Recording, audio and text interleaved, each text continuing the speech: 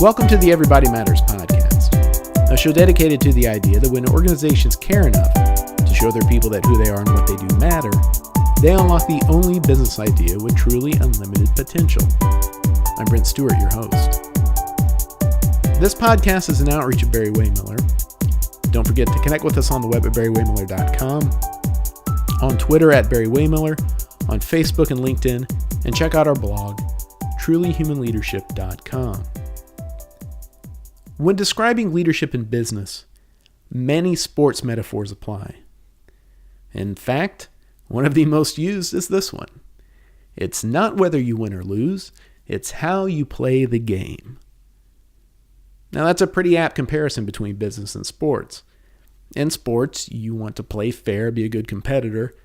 In business, you want to treat people well as you work towards your goals. But at a point, the metaphor breaks down. If you don't succeed in business, you won't have any people to, quote, play the game.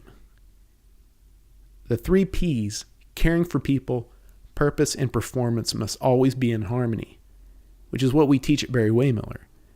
We are a successful business, and we believe it's because we keep all 3 Ps in balance. Coach Steve Jones, the head football coach of Kimberly High School in Wisconsin, also believes in this kind of balance. In fact, since he became head of the football program at Kimberly 8 years ago, his team has had a 106 win-loss record. That's 106. Not coincidentally, that record correlates with a culture of leadership Coach Jones has established in the football program. And it stems from a class on leadership he teaches at the high school. A culture of caring that has made the football program beyond a team, but a family. Our CEO, Bob Chapman, was introduced to Coach Jones at a speech in Wisconsin a number of months ago, and Bob was so impressed with the work Coach Jones is doing to establish servant leadership fundamentals with the youth on his football team and in his school district that we thought he'd be a great guest for the Everybody Matters podcast. There are many lessons we as business leaders can learn from Coach Jones's approach. And so we start out this episode with Coach Jones talking about the beginning of his leadership journey. Yeah, so I grew up with a father who was a severe alcoholic, and when he drank, it wasn't always pretty. And luckily, I had 2 older brothers who were substantially older. I was kind of an oops baby, so they were about 10 years older than I was. So they served as great older brothers and role models, and also had to step in as father figures.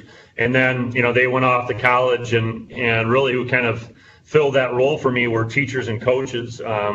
That kind of stepped in and really were great father figures, role models, leaders in my life. And because of the impact that they made, I kind of wanted to get into teaching and coaching because of those individuals. And that kind of started my leadership journey, I guess, as far as trying to make an impact on people. And there was one particular teacher that I had in 5th grade. That was right when my parents were getting divorced, and he was the head hockey coach at my high school. And he was a 5th grade teacher that was a male, and really kind of went out of his way because he knew what he was going through to kind of take me underneath his wing and really show me that he cared about me. And that's really what I needed at that point in my life, was an adult male that really cared about me. And he did some specific things along that way that really kind of made me want to be like him, I guess. And so I went on to play college football and coached college football for a year and got my degree in elementary education,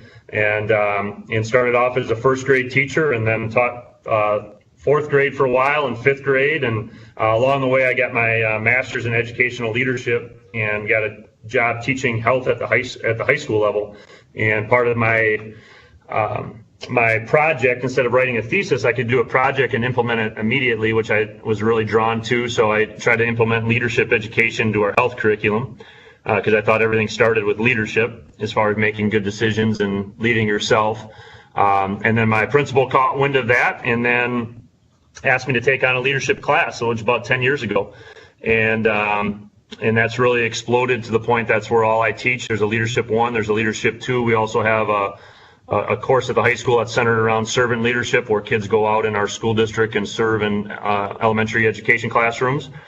And for the last 10 years, I've really been engulfed in learning about leadership and having the opportunity to spend my whole day kind of, reading books and listening to podcasts and, TED Talks and all those things. And then obviously learning through our kids too, which has been unbelievable. And then obviously taking over as head football coach about 8 years ago. I really kind of view leadership football as a leadership lab. We teach a lot about leadership in our football program, and then we talk to our kids that when we're on the field, it's kind of our lab where we can put it into practice. That's pretty unique for a leadership class to be taught. Yeah, so it started to really take off, and I think a lot of it has to do with the fact that we've been successful in football. Mm-hmm. We've won multiple state championships, and people know that I teach leadership, and they know that we've started to do a lot of leadership in people building, people development into our football program. So I think some people view it as it's a way to gain a competitive advantage, which is fine, because I think it gives us a platform to continue to grow the idea of teaching leadership in high school, because I think, as you guys know, it's just such an important skill, and like I said before, I think it's just as much about personal development than it is about leadership skills. But if they're going to leave our high school, it's great if they have a high ACT score and have a high grade point average.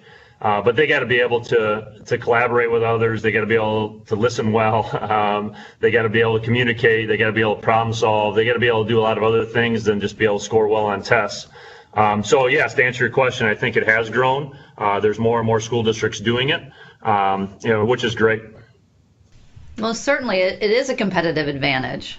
It provides the fuel for your company, your team, whatever. And I think that's interesting that the way you talked about it, as if people think that you're doing it to make your football team better. And quite honestly, it sounds like your football team became better as a result of the personal growth of the players in the class and on the field.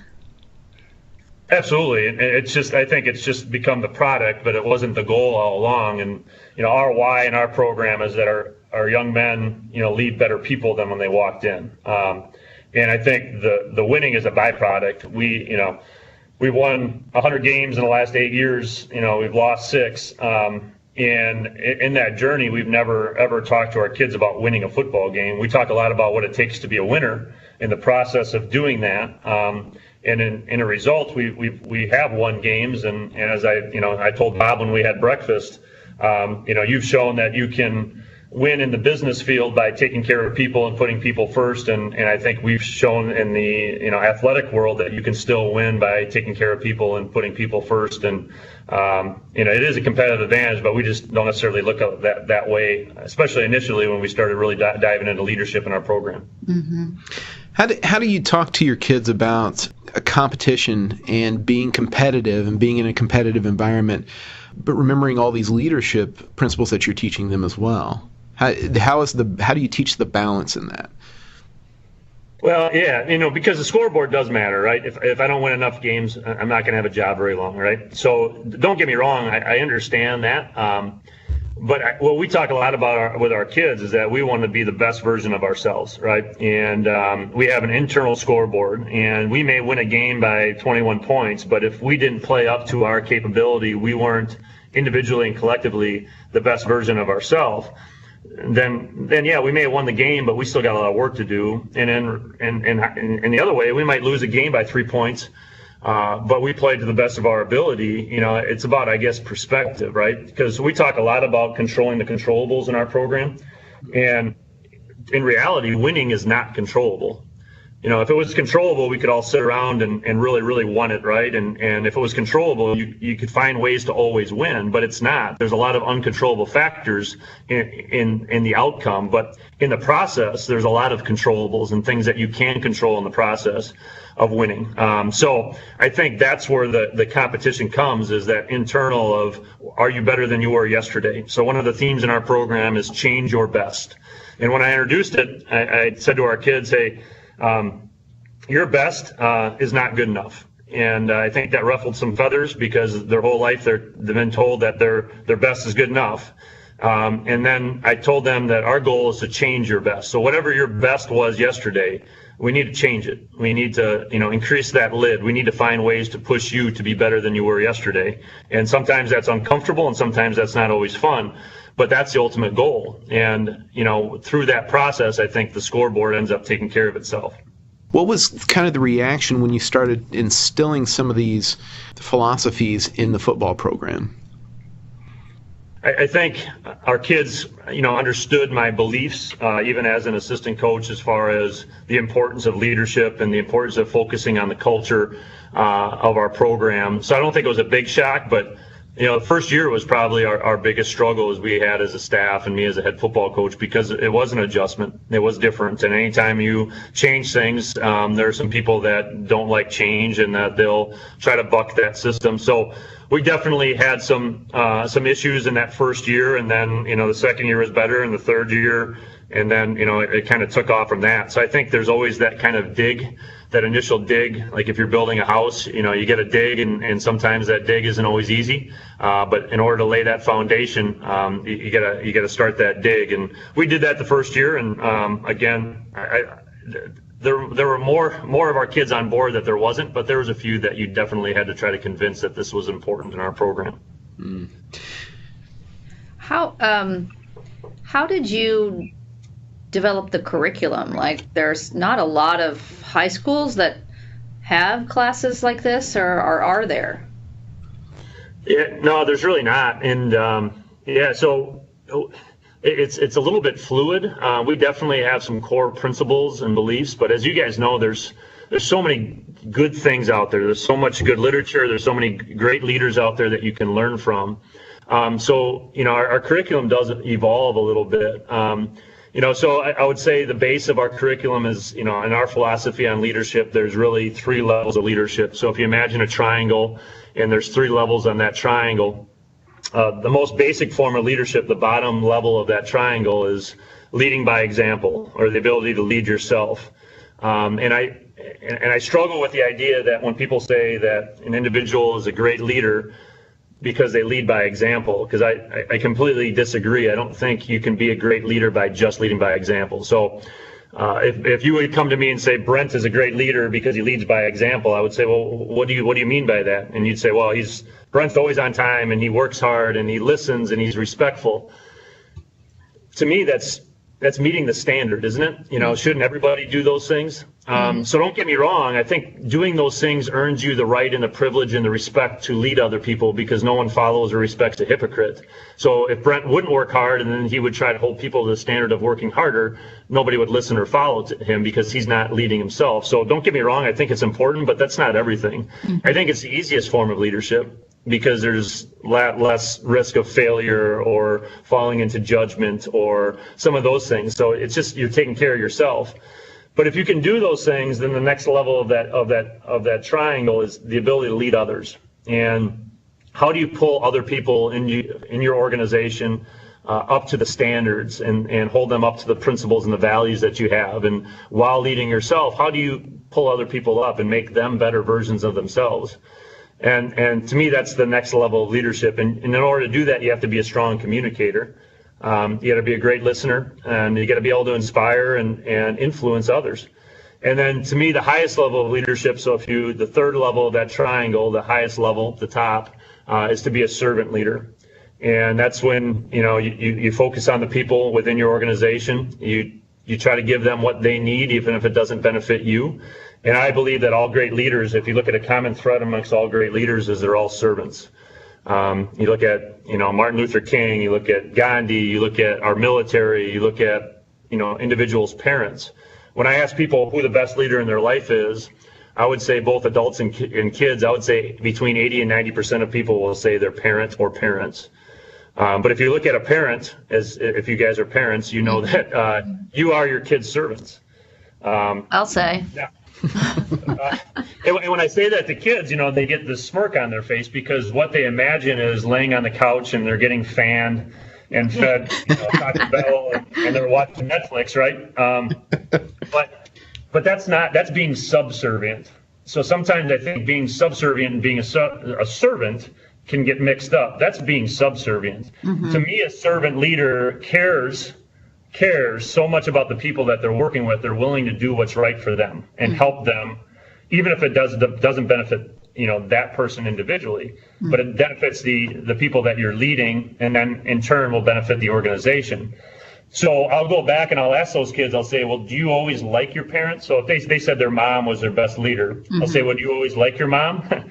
And obviously the answer is no. And I'll say, why? And they'll answer, well, because they like ground me and stuff. And then we talk through that. So what does that really mean? Well, they held you accountable, right? So then we get into the whole discussion of being liked versus being respected, and what's our goal as a leader. And I believe most times as a leader you can have both, but there's definitely moments where you're going to have to choose. And you're going to have to make difficult decisions, and you're going to have difficult conversations. But when you have your heart in the right place, and it's because you care about those individuals, then I think you're living the life of a servant leader. So between those three levels, we work our way through the curriculum. So we spend a lot of the time on the first level of just personal development, and how do you become the best version of yourself? Because I believe before you can expect to be a leader, you got to be able to lead yourself. And then we work through leading others and what that looks like. And we work on communication skills and listening skills. And then throughout the term, we work on being a servant leader. So our kids in our class have a unique opportunity as they get to pick an issue in our school or our community, and they get to work on that issue in collaborative groups throughout the term to try to make a positive impact in that social issue, or that whatever that issue is in our school community or even globally. And I think they get to experience leadership in that way as well. Wow, that sounds like a fabulous class. Is it? It's an elective? Yes, it's an elective, and I think it's awesome because in that class we have freshmen through seniors, so we have 14-year-olds and we have 18-year-olds sitting in that class, and everybody in between, and then we have such a diverse group of interests. So we have people that are interested in music and drama, and we have people that are interested in automotives, and we have athletes in there, and we have this potpourri of interests, and we get these kids to have the ability to see different perspectives, because I believe that there are leaders everywhere. We have good leaders, we have bad leaders, we have all these leaders throughout a school or organization. It's just, how do you get to influence those leaders so therefore they have influences within their pockets of their school? And I think that's a huge thing for the culture of our school, because we have kids that love working on cars, and all of a sudden they start building relationships with these people who are in the choir, and they start to understand that they have way more in common than they don't. I think that it's an unbelievable thing for the culture of our school. Because what I try to do is I have our kids work a lot in groups. We have a lot of discussion. It's really a discussion-based class. We sit in a circle so everybody can see each other. You're not talking in the back of somebody's head. We start off every class with a question in which everybody has the opportunity to share, and we really work on our listening skills that way, because everybody's attentively engaged in listening and asking questions. And I think it's a great way to get different perspective and different viewpoints. How big is your district? Just to give you a number, in our high school, we're about 1,500 in our high school. 1,500, okay. So we're a decent sized district. Yeah. Appleton is one of the larger cities in Wisconsin, you would say, and probably in the top 5 or 6. And we're just outside of Appleton. Yeah, Appleton's a really nice community. So has anyone else modeled this? This is something that I would think that other schools would want to emulate. We're seeing more and more of it pop up, and I think it's great. And I think it's a lot of what our kids need. I think it's what people need, but as connected as our students are social media wise, they are, I believe, very disconnected as far as true human relationships.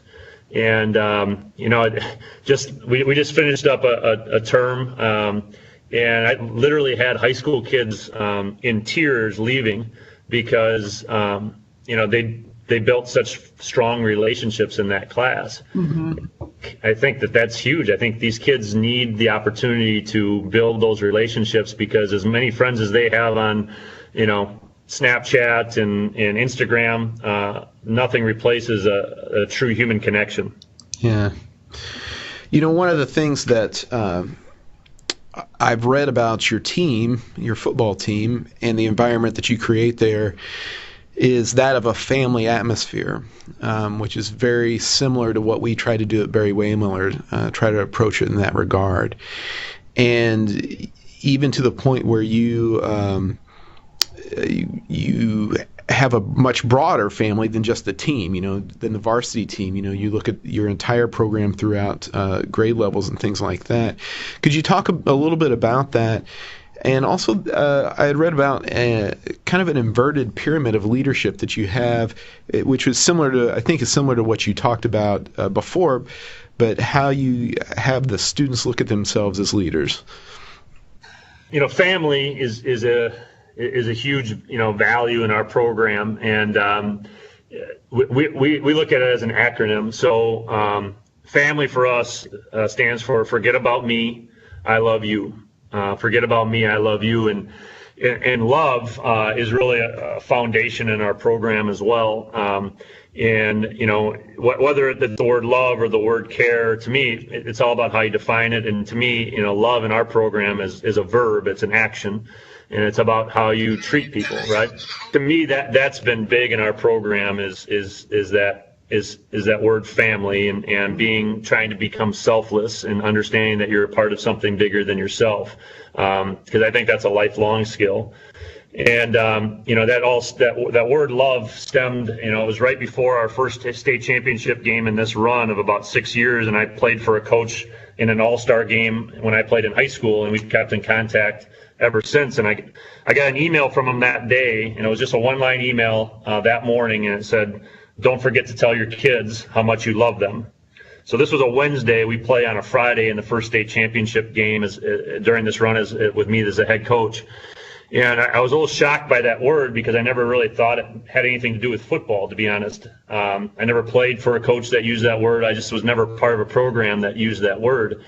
But the more I thought about what that word meant, the more I realized how right he was, and that I do love our kids a great deal. Mm-hmm. And that practice came, and we got done with a really great practice, and I had them all take a knee, and we went over all the logistics leading up to that state championship game. And the last thing I said to them was, I said, no matter what happens on Friday, whether we win or we lose in the state championship game, just know that I love you. And you should have saw some of the faces I got.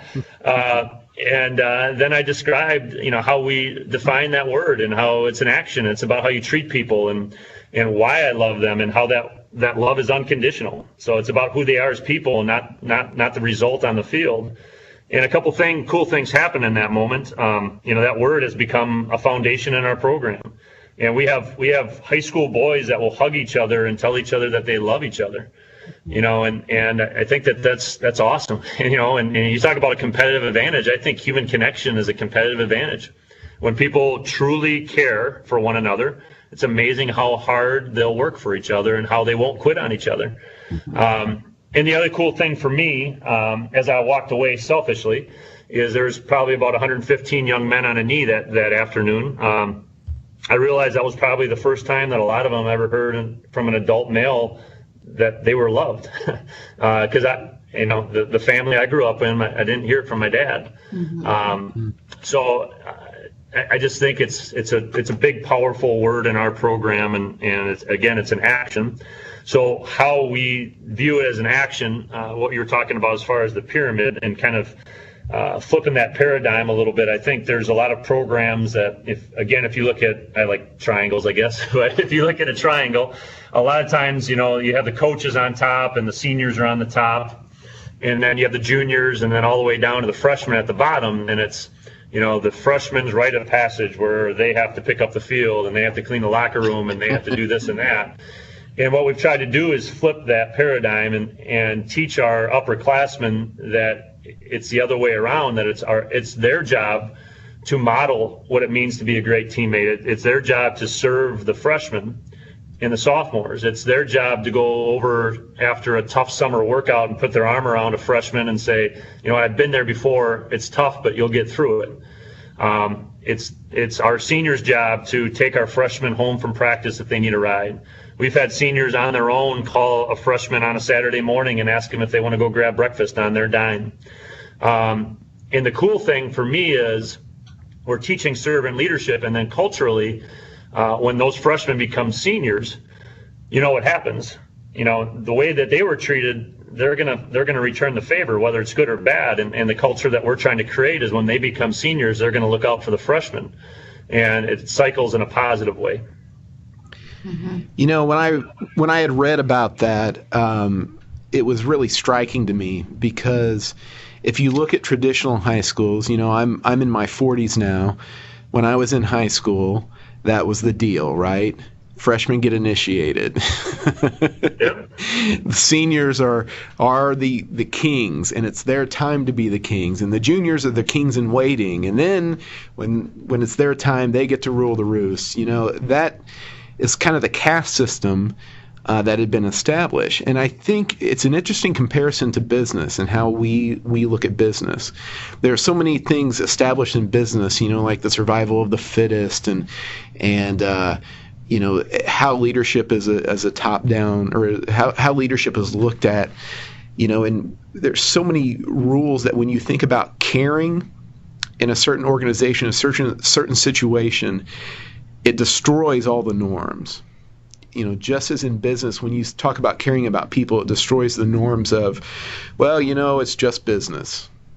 It's not personal. It destroys that norm when you enter caring into the equation, just like in high school. And it was fascinating to me to read that, because that is a complete, total cultural change to what we see. And obviously, it's had a huge impact on what you guys have done.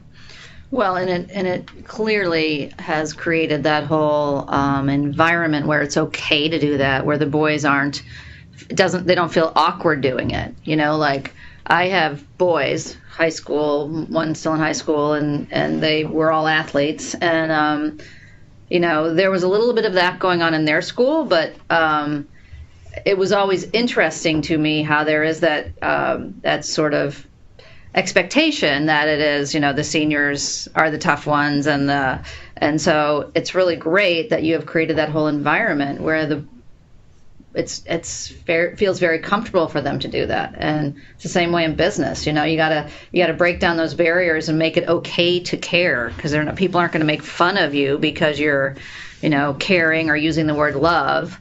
Bob says it all the time. You just got to make sure that make people feel like it's okay. It's really okay to care. Yeah, I agree 100%. And one way that we've done it is, we have a leadership council in our program where, young men can apply to be a part of it. And usually I take just about everybody, but because if they want to learn, I want to try to take them the best I can.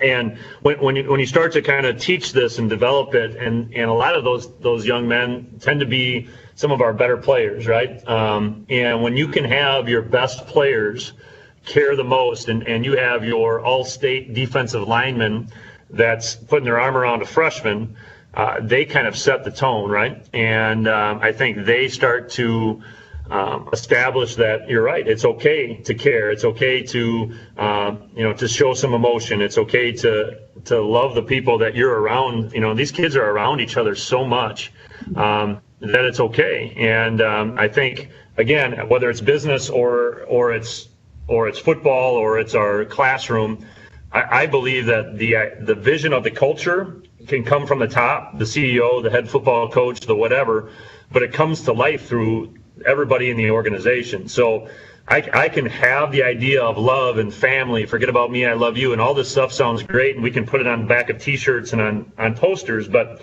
unless the players live it out, it won't ever come to life. Ultimately, the players are the ones driving our culture, and I would argue that a lot of the great organizations are ultimately employee-driven, because you can have all the values and principles you want, but if people aren't living it out and people aren't holding each other accountable to those principles and values, then they're just words on a sheet of paper. Mm-hmm. I know that you're a big proponent of the idea of a why. Why is that important? Why is a why important, and how do you present that to your students? Yeah, so we, my Leadership 2 class, on last week Friday, we watched the Golden Circle TED Talk by Simon, and I'm a huge fan of his. I just think that whatever he's talking about usually makes a lot of sense to me, similar to Bob. And we just talk about, people usually don't get burnt out because of what they do. People get burnt out because they forget why they do it, their purpose. And I think having that purpose and that why is so strong, because no matter what you're doing in business and life and football, you're going to go through obstacles and you're going to go through challenges. And I think the individuals that don't have that strong why, or those organizations that don't have the strong why, are usually the ones that fold under adversity. So one of the first things we do day one when we start in August for football practices is I have all of our kids write down their why on an index card, and then they also dedicate their season to someone outside of themselves. And then I have them tape it in their locker, and I tell them, the days they don't feel like lacing up their cleats for practice is to go back and read that why. And when I go around and talk to organizations and businesses, I always make the kind of the comparison is we all have days we don't feel like lacing up our cleats, right? So we can't forget about why we're doing what we're doing. And I think it's powerful. The other thing I encourage people to do is to share their why with other people, because I think that breeds connection as well. So one tradition we've started in our program is before our pregame meal, we have our kids, maybe about 6 or 8 of them, stand up, different ones each week, obviously, but they share their why with their teammates. And you talk about goosebump moments, misty eye moments. I've had a few where kids are up there talking about why they play football, because the cool part is most of the whys have nothing to do with football. Mm-hmm. Most of the whys have to do with the people in the room and the bonds they've created and what the game teaches them. And I think, again, that builds that connection and that family type feel. Mm-hmm. How hard is the concept of a why to grasp at that age? I remember the way I was, and it took me a while to even kind of think about that in terms of my life and what was going to happen in my life. How easy is that for them, or how difficult is that for them to get their head around? Yeah, there's a lot of variables to that equation, right? Level of maturity, the type of kid, how you sell it, what you're talking to them about. So I think having a life why versus maybe having a football why, maybe it's a little bit easier to have a football why than for a 16-year-old kid to think about their purpose in life. So yeah, I agree. It can be a tough idea to grasp. And if you think, this is something I introduced right when I got the job the first or second year, and that was a little harder then because it was the first time they heard it. And now, when we have team meetings, we're talking about this quite a bit, and these kids are getting introduced to it as sophomores, as freshmen, and then they're getting it 3-4 times throughout their career. So I think the more times they're challenged to think about it, the more times they get introduced to it, the more reps they get on it, I think the easier it becomes for them. Mm-hmm. So what are some of the lessons that you've learned in teaching and implementing this in a football program, interacting with these young adults? What are some of the lessons you've learned? That's a great question. A lot. Biggest thing I've learned is I don't have all the answers, and that surrounding yourself with people that are great is probably one of the most valuable things you can do as a person, as a leader, is making sure that you're surrounding yourself with people who are not necessarily like-minded, because you want diverse thinkers, but people that believe in what you believe, right? And people that will challenge you in the right ways, but also will be there for you when you need them the most. So I think, I learned that through this journey is really trying to, again, take care of people and treat them as human beings, and try to surround yourself with great people, and that you got to be a continual learner if you're going to be a strong leader. You got to have that growth mindset that you're going to try to learn every day, and that you can't just keep doing things the way that you've always done them. And you got to be able to connect with people in a variety of different ways. And the best way to connect with people is to build relationships and get to know them as individuals. But I could go on and on, Brent, as far as things that I've learned, as far as being a leader. And the other thing that just pops in my head too is that I don't think that there's too many differences when you really start to study strong organizations, whether it's a football program in high school, or I've had the opportunity to speak and work with Verizon Wireless, and whether you're looking at a high school football program or a company like Verizon Wireless, there are so many similarities as far as what leadership is about, what strong cultures do, and I think if you really look deep, there are a lot of common threads when you look at successful leaders and successful organizations. Mm-hmm. What's one thing that you really hope that your students, your players, get out of learning from you when they graduate? What's one major thing that you hope that they take with them? I think everything, it comes down to people, and I think that's the number one thing in life, and I think everything starts and ends with people, and whether it's trying to make sure you surround yourself with great people, whether it's learning from other people, whether it's we talk about you either have anchors or you have sails in your life, and the anchors are the ones that kind of drag you back and hold you back from your goals and make you feel depressed and don't motivate you, and then you have the sails in your life that are the ones that inspire you and push you and hold you accountable and make you the best version of yourself. And I think a lot of times it's not tough for people to identify who the anchors are. It's having the courage to sometimes cut the rope from the anchors. And I'm just such a strong believer in surrounding yourself with people that are going to be the anchors in your life that push you forward. And I would say the people part, and then the other thing is just the quest to continue to be the best version of yourself, and focusing on developing yourself, and then falling back on those people and helping other people succeed, because when you help other people succeed, in the end you succeed.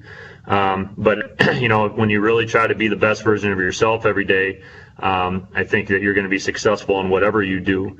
And we talk a lot that I believe that comparison is the thief of all joy. When you go around your whole life comparing, you're going to be a miserable person, because you always find somebody that has it better than you, a bigger house, a better job, whatever it is. But I think the idea is how do you continue to put in the work every day to try to better yourself and better the people around you.